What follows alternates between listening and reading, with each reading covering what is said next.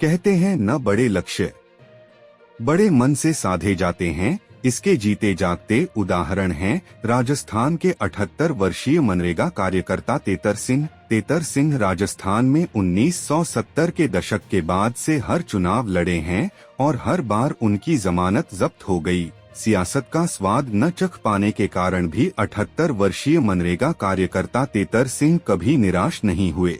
इसी कभी न हार मानने वाली संकल्प को लेकर वह 25 नवंबर के विधानसभा चुनाव में एक बार फिर अपनी किस्मत आजमाने के लिए तैयार हैं।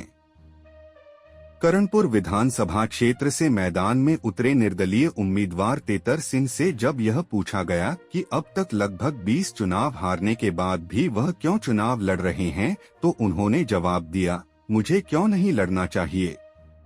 दिहाड़ी मजदूर ने न्यूज एजेंसी पीटीआई को फोन पर बताया कि सरकार को जमीन सुविधाएं देनी चाहिए। यह चुनाव अधिकारों की लड़ाई है। उन्होंने कहा कि वह लोकप्रियता या रिकॉर्ड के लिए चुनाव नहीं लड़ रहे हैं। सिंह ने दावा किया, यह चुनाव अपने अधिकारों को हासिल करने का एक हथियार है, जिसकी धार उम्र के साथ धुंधली नहीं हुई है।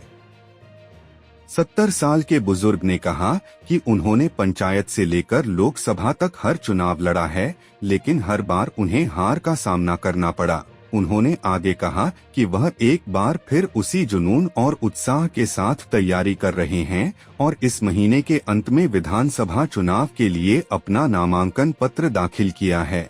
सिंह के दलित समुदाय के सदस्य हैं। तेतर सिंह ने कहा कि उन्होंने 1970 के दशक में पहली बार चुनाव लड़ने का फैसला किया, जब उन्हें लगा कि उनके जैसे लोग नहर कमांड क्षेत्र में भूमि आवंटन से वंचित हैं।